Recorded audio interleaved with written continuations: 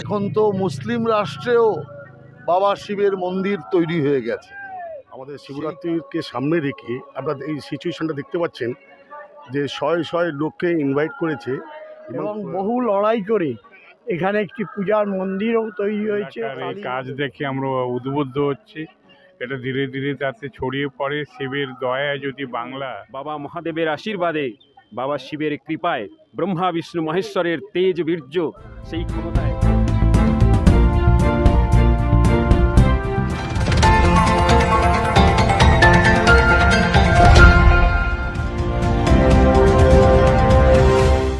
শিবরাত্রি উপলক্ষে গত বুধবার ও বৃহস্পতিবার ঠাকুরপুকুরে 143 নম্বর ওয়ার্ডে সৃজনী এলাকায় মহাশিবরাত্রি ব্রত পালিত হয়।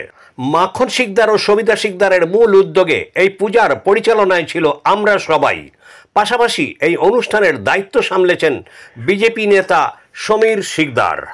বৃহস্পতিবার দিন এই অনুষ্ঠানে উপস্থিত ছিলেন বিজেপির প্রাক্তন রাজ্য সভাপতি রাহুল সিনহা, বিজেপি নেতা ভক্তিনাথ মণ্ডল, তরুণ দাস, অমিতাভ চক্রবর্তী, স্বামীজি ডক্টর আকাশ গোস্বামী মহারাজ, অম্বুজ মহান্তি প্রমুখ। এবার আমরা শোনাবো এই অনুষ্ঠানে উপস্থিত অতিথিরা কি বললেন। এখন শুনবো বিজেপির প্রাক্তন রাজ্য সভাপতি রাহুল সিনহার বক্তব্য।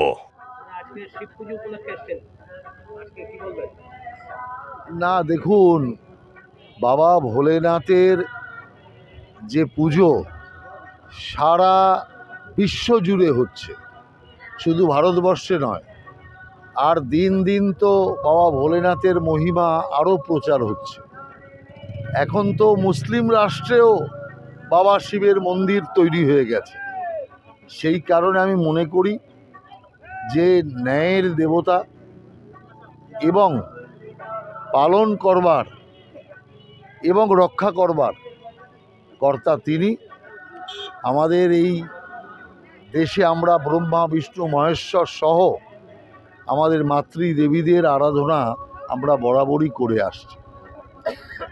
এবং ভারতের ঐতিহ্য এটাই, যে কারণে ভারত এত মোগল, পাঠান, ইংরেজ সবার দাসত্ব করার পরেও ভারতের আত্মা কিন্তু সেই হিন্দুত্ব সনাতনের মধ্যেই রয়েছে। নানাভাবে চেষ্টা হয়েছে ভারতের এই সনাতন হিন্দুত্বকে নষ্ট করার জন্য। মন্দির মন্দির ভেঙে দেওয়া হয়েছে, কত মন্দির ভেঙেছে। একসময় মোগলরা কিংবা তারও আগের মুসলমান শাসকরা এসে মন্দির ভাঙার কাজ করেছে। এখন মোদিজি এসে মন্দির গড়ার কাজ করছে। এবার শোনা যাক বিজেপি নেতা তরুণ দাসের কথা। সমীর শিকদার আমাদের দীর্ঘদিনের লড়াকু ছেলে এবং প্রত্যেক বছরের নয় এবছরও আমাদের শিবরাত্রিকে সামনে রেখে আপনারা এই সিচুয়েশনটা দেখতে পাচ্ছেন যে শয়ে শয়ে লোককে ইনভাইট করেছে এবং পলিভোগের আয়োজন করেছে। এবং অনেকেই আছেন, সাধু সন্ন্যাসীরা আছেন, পলিটিক্যাল কিছু লোক আছেন এখানে, এই জন্য আমরা এখানে এসেছি। আমি Ambuj Mohanty, Indian institute of management ক্যালকাটার প্রাক্তন অধ্যাপক এবং বিজেপির এক কর্মী কার্যকর্তা বলতে পারেন। এখন ওই ডিপার্টমেন্ট অফ পলিসি রিসার্চ বলে একটা ডিপার্টমেন্ট আছে, তার আমি কনভেনার। এই যে মহাশিবরাত্রির মহাসম্মিলনী, তাতে আমাকে আহ্বান জানানো হয়েছে, আমি এসেছি, সবার সাথে পরিচিতি হচ্ছে, খুবই ভালো লাগছে। এলাকার এই কাজ দেখে আমরা উদ্বুদ্ধ হচ্ছি, এটা ধীরে ধীরে তাতে ছড়িয়ে পড়ে। শিবের দয়ায় যদি বাংলা মুক্ত বাংলা, শুদ্ধ বাংলা এবং প্রগতিশীল বাংলা হতে পারে, তার প্রচেষ্টা। আমার নাম ভক্তিনাথ মণ্ডল।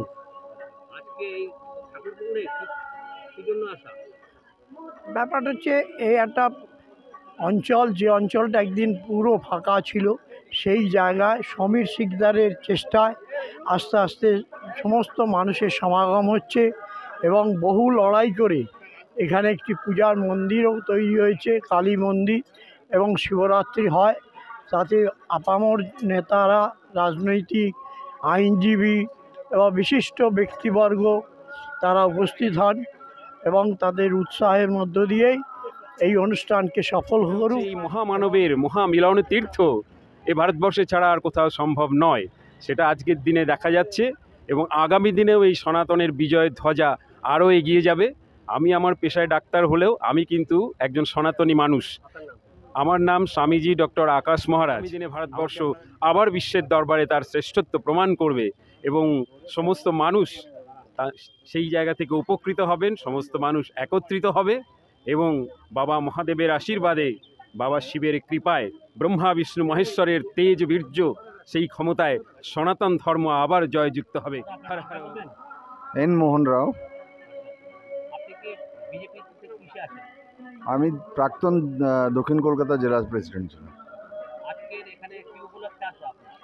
এখানে আজকে একটা মন্দিরের উদ্বোধন এবং মহাশিবরাত্রির যে পুজোটা আয়োজন হয়েছে তার উপলক্ষে আজকে প্রসাদ এবং ভোগ বিতরণ, তার জন্য আমরা এখানে সবাই একত্র হয়েছি। সবাই মিলে একটু মহাদেবকে একটু স্মরণ করব এবং পূজন করব, এটার জন্যই আমরা আজকে এখানে সবাই। মোহন রাও। পরিমল কর্মকার ও স্বপন নস্করের রিপোর্ট, এখন দিনকাল নিউজ, কলকাতা।